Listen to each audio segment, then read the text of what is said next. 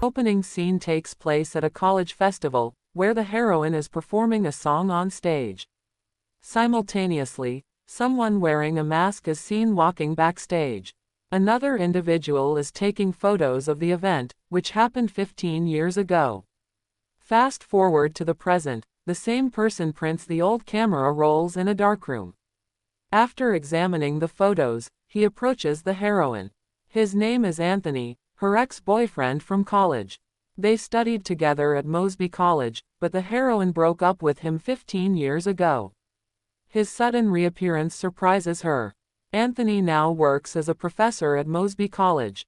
He seeks her help regarding the old photo, which shows a blurry image of someone loading a dead body into a car trunk in the parking lot. Unable to confirm if it was indeed a body, Anthony did not report it to the police. Instead, he has come to the heroine for help. Anthony shows the heroine the photo he took from a distance in the parking lot. Though the focus isn't clear, it depicts someone covering something and placing it into a car trunk. Anthony couldn't confirm if it was truly a dead body, so he refrained from informing the police. However, he now wants to uncover the truth. The scene then transitions back to the event where the photo was taken. It was the first college festival held at Mosby College, where the heroine was performing a song on stage, as seen in the opening scene. Anthony had taken group photos of students performing a drama during the event. Opposite the building where the event was held was the parking lot, and from the window, Anthony spotted someone suspiciously loading something into their car trunk. On that day, many people wore black outfits and masks, including the suspicious individual, making it impossible for Anthony to identify them. At that time, Anthony didn't think much of it and let it go. However, now he suspects it might have been a crime. Anthony feels guilt for not revealing this information earlier. That same night of the college festival, the heroine's mother had an accident and passed away. Overwhelmed with grief, the heroine broke off her relationship with Anthony and left town. If she had stayed, Anthony might have shared this information with her. Upon seeing the photo, the heroine also senses something suspicious. However, she hesitates as her foundation usually doesn't deal with such cases. Soon after, her aunt and the hero arrive, and the heroine introduces Anthony to the hero. Anthony explains the reason for his visit. The hero remarks that the unclear photo could show something innocuous or a crime, but the heroine decides to help Anthony for his peace of mind. The hero agrees to assist and suggests checking for missing person cases around the time the photo was taken. If someone went missing and remains unaccounted for, it could indicate the photo captures a real crime. Anthony and the hero set out to investigate. The heroine feels emotionally unsettled as Anthony's reappearance stirs old memories. The night her mother passed away, she had broken up with Anthony and left for Europe. Her aunt worries that working on this case may bring up painful memories, but the heroine feels the need to confront her unresolved emotions from that time. She also sees this as an opportunity to gain closure. The next scene takes place at the police station, where the heroine meets the hero. The hero has already conducted a background check on Anthony and confirms he is now a professor. The heroine asks if the hero has started investigating the case Anthony brought to him. The hero mentions that they need to begin from scratch since there's no solid evidence. The fact that Anthony waited 15 years to report this also raises doubts, but since he is the only witness, they have no other leads. The heroine then visits Anthony's house to discuss the case further. Anthony takes her to his darkroom, where he has reprinted the photo negatives to improve clarity. Upon closer inspection, they notice that the car in the photo has a faculty parking sticker, confirming that it belonged to a teaching staff member at Mosby College. The heroine decides that to fully investigate, she needs access to the college. Coincidentally, the college is preparing for its 15th anniversary festival, and they require a temporary singing instructor to train the students. The heroine decides to join under a fake identity and use this opportunity to investigate further. In the next scene, the heroine disguises herself with a wig and costumes and joins Mosby College as a temporary singing teacher under the name Emma. She begins training the students while secretly investigating the case with Anthony. Anthony tells her about past controversies involving some staff members. For example, one staff member was dismissed for misappropriating college funds, another female staff member had an affair with a student's father, and the current dean had a wife who ran away with someone else 15 years ago. The dean reportedly became so despondent that he stopped attending classes regularly. The heroine is surprised to learn that the dean, who was once a professor at the college, is now in a leadership position. However, none of these controversies seem significant enough to motivate murder. Anthony, on the other hand, feels happy to spend time with the heroine again at Mosby College. They approach Sylvia, the admissions officer, to gather more information. Sylvia provides Anthony with a list of teaching staff members who have been at the college for 15 years. The list includes Professors Jacob, Savage, Levy, and the current dean. The next scene shows the hero meeting with the heroine. He has compiled a list of people who went missing during the time of the first college festival. It turns out that none of the missing individuals died, as they were all later found alive. The hero and heroine speculate that the victim may have been an undocumented foreigner whose disappearance was never reported. They discuss the possibility that the victim could have been a foreign student whose family didn't file a report. For now, the prime suspects remain the teaching staff who have worked at Mosby College for 15 years. The heroine creates a murder board with photos of the suspects, Professors Jacob, Savage, Levy, and the dean. The next scene shows the heroine meeting Professor Savage. Savage is part of the costume design department. To initiate a conversation, Anthony approaches Savage under the pretense of organizing a photo project involving festival pictures. The heroine asks Savage about her presence at the first college festival. Savage mentions that she couldn't watch the entire event because she was resolving some issues caused by disruptive stage workers. When the heroine asks if she was near the parking area on that day, Savage seems confused and questions why she is asking unrelated questions. The heroine drops the topic and leaves. The heroine next meets the dean. It seems that Anthony recommended her for the teaching position. During their conversation, the dean casually inquires about her opinion of the college and the students' performance. The heroine responds positively and then subtly questions the college's policy on admitting students without proper documentation. The dean explains that recent policy changes have allowed undocumented students to be admitted without issues. However, the dean insists that there are currently no undocumented students in the college.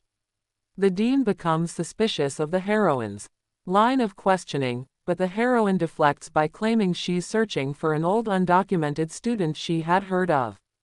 The next scene takes place in Professor Jacob's office, where the heroine discusses the first college festival. Jacob remembers the heroine's stage performance and also recalls her mother's tragic accident on the same night. Without realizing her identity, Jacob shares these memories with her. He then hands over an album containing photos from every college festival held over the years. While looking around Jacob's office, the heroine notices a mask in his cabinet, resembling the ones worn during the festival. It matches the type of mask worn by the suspicious figure in the photo Anthony took. Later, the heroine discusses her findings with Anthony. Despite talking to the staff, she feels no closer to solving the mystery. Anthony shows her a yearbook from the first festival, which includes numerous photos of the heroine singing on stage. Anthony remarks that the heroine spent most of her time backstage, but the heroine doesn't recall anything unusual. Shortly after her performance, her uncle had come to inform her about her mother's accident, after which she left abruptly. Reflecting on these events, the heroine becomes emotional. The following day, the heroine meets the admissions officer, Sylvia, and casually asks about old college records. Sylvia mentions that records older than 10 years are kept in deep storage in a secret building. Surprised by the level of security for such records, the heroine thanks Sylvia and leaves. Meanwhile, a masked individual seems to be watching the heroine from the college premises. The identity of this person remains unknown. At night, the heroine returns home and attaches Sylvia's photo to the murder board, suspecting her honesty about the records. She theorizes that if the victim was a student, the college may have deliberately hidden the truth to protect its reputation. Suddenly, a figure sneaks into her house through the open window. It's Sylvia. Sylvia observes the murder board and takes photos of it using her phone. Just then, the hero enters the house, and Sylvia hides behind the sofa. As the hero approaches to close the window, Sylvia tries to escape but is caught by him. The scene shifts to the police station, where Sylvia is interrogated by the hero, with the heroine present. Sylvia admits that she became suspicious of the heroine after noticing her unusual behavior and thought she was trying to solve some crime. However, it becomes clear that Sylvia doesn't have ill intentions. The heroine reveals to Sylvia that she is undercover at Mosby College but doesn't disclose the full details of the case. Sylvia confesses that she lied about the records being in a secure storage facility. In reality, old records are stored haphazardly in a storeroom and have never been organized. Sylvia admits that despite her attempts to arrange them over the years, she hasn't been successful. The hero warns Sylvia that if she doesn't cooperate, she could face legal consequences. Sylvia agrees to help the heroine. The next morning, Sylvia provides the heroine with a master key, which can open any door on campus. That night, the hero and the heroine sneak into Professor Jacobs' office and retrieve the mask from his cabinet. They take a photo of it as evidence. Then, they head to the dean's office, where they find a unique Japanese doll in the drawer. The heroine identifies it as a good luck charm. While checking the dean's files, they come across information about Professor Savage. The file contains a legal notice Savage received from her ex-husband right after the first college festival, which explains why she couldn't watch the entire event. Next, they find Anthony's file, which includes a small note with the heroine's name on it. It suggests that Anthony had been searching for her even after their breakup. This discovery leaves the heroine feeling conflicted. She confronts Anthony about it, but he explains that his feelings for her had nothing to do with bringing the case to her. Anthony insists he is determined to solve the mystery regardless of her involvement. The following day, the heroine meets with the hero and discusses the lack of concrete evidence in Anthony's case. She believes they are wasting time and suggests closing the case. However, she expresses satisfaction in training the students at Mosby College, even though she feels a tinge of regret about leaving before the upcoming festival. The hero then shares details about a new missing person case involving a Japanese woman named Nami. Her parents had filed a missing complaint after she disappeared years ago. Nami was last known to be living in America and had been in contact with her parents before she suddenly stopped all communication. The hero has been trying to gather more details about her through translators and immigration records. He suggests that Nami might have lived in America under a different identity. The heroine agrees to take on this new case. That night, the heroine reflects on her mother's accident and her decision to break up with Anthony. She becomes emotional while looking at old newspaper clippings about the incident. Removing the photos related to Anthony's case from the murder board, she replaces them with Nami's photo, indicating her focus has shifted to the new case. As the heroine works, a shadowy figure is seen moving behind her, observing her. The identity of this figure remains unknown. The next day, the heroine's aunt finds new details about Nami. It is revealed that Nami entered the country under the name Hannah. Using this alias, the hero searches for records and discovers that there are no official citizenship or exit records for Hannah. This suggests that she may still be living in the country. The heroine decides not to attend the college festival, worried that it might trigger painful memories of her mother's death. She laments that her mother's hit-and-run case remains unsolved to this day and that she still doesn't know why her mother was driving that night. The heroine meets the hero to discuss Hannah's case. The hero reveals that immigration records show no trace of Hannah leaving the country or officially living here under her alias.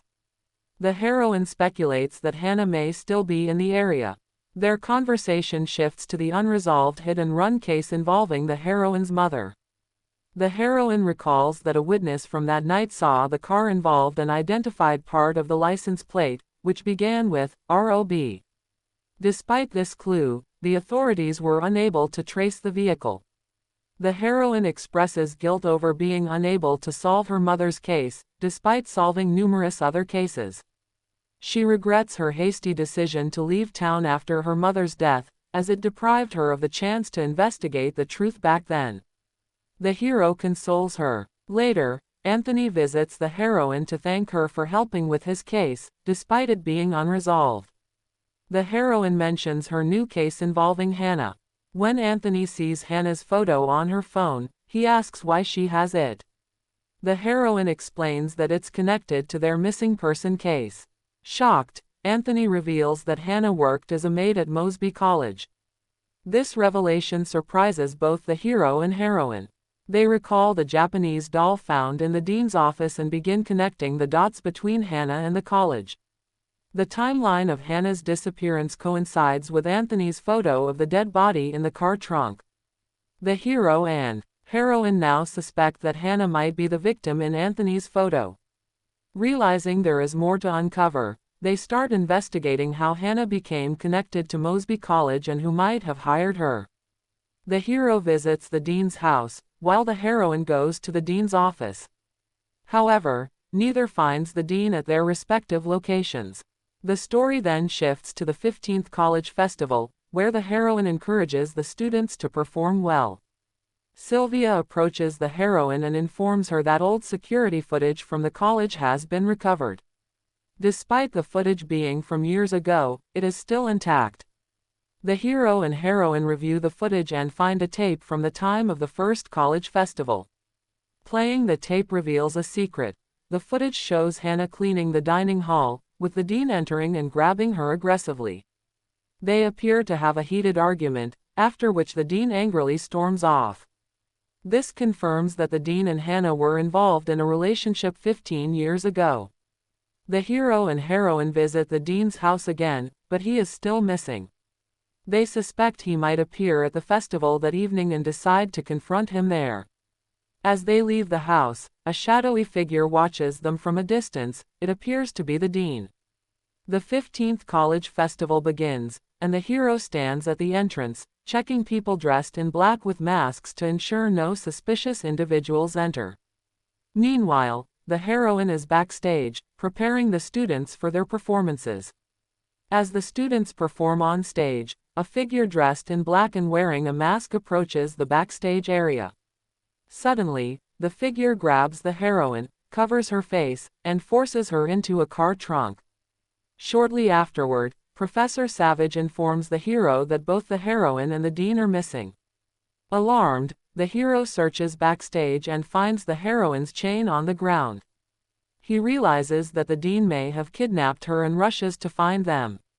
The dean takes the heroine to his house, ties her up, and removes his mask. The heroine confronts him, asking if he killed Hannah. The dean denies being a murderer. He reveals that he had recognized the heroine in her disguise from the very beginning and had been keeping an eye on her. The dean explains that he brought her here to reveal the truth before things escalated further. 15 years ago, after his wife left him, the dean struggled with loneliness. He sought companionship and eventually connected with Hannah through an agency that facilitated foreign workers' employment. They fell in love and got married, but the dean later discovered that Hannah's real name was Nami and that her identity and documents were fake. Although he initially intended to report her to the authorities, he decided against it, thinking they could continue living peacefully. However, the agency that created Hannah's fake identity began blackmailing the dean for money. They demanded payments repeatedly, threatening to expose Hannah's illegal status. At the same time, Hannah developed a serious medical condition, and the dean spent a fortune on her treatments, which failed to improve her health. Hannah refused to stop working despite her worsening health, insisting on earning money for her treatments. Their relationship became strained, culminating in an argument, which is captured on the recovered security footage. On the night of the first college festival, while the heroine was performing on stage, Hannah collapsed backstage. Before losing consciousness, she told the dean she loved him. Moments later, she passed away. Panicked and unsure of what to do, the dean dressed in black, put on a mask, and moved Hannah's body to his car. He took her home and buried her in the backyard. To avoid further complications, the dean never reported Hannah's death. The agency continued to blackmail him, but he didn't inform Hannah's parents or anyone else about her death. He feared the legal and social consequences, especially since Hannah's parents had disapproved of her marrying an American and had stopped contacting her years earlier. The heroine empathizes with the dean's pain and regrets but insists that he should have reported the incident to the authorities. As the dean tearfully expresses his remorse, the hero arrives, gun in hand, and arrests the dean. The heroine is rescued. The story closes with a scene at the heroine's house, where the hero and Anthony join her. The dean's confession is confirmed to be true. Hannah's death resulted from her medical condition, and the dean's actions, while misguided, were not criminal in nature. However, his failure to report her death and his attempt to hide the incident were serious offenses, for which legal action will be taken. The heroine reflects on how the case brought closure to Hannah's story. Hannah's parents, who had been searching for her for years, now have answers about their daughter's fate. Anthony remarks that bringing the case to the heroine was worthwhile since the truth finally came to light. Anthony then shows the heroine another photo he took 15 years ago. This one features another car from the parking lot with a visible license plate starting with ROB. The heroine realizes that this is the same car involved in her mother's hit-and-run accident. Seeing this photo gives her hope that she might finally uncover the truth about her mother's death. The movie ends with the heroine remarking that she, too, may soon find the closure she has been seeking.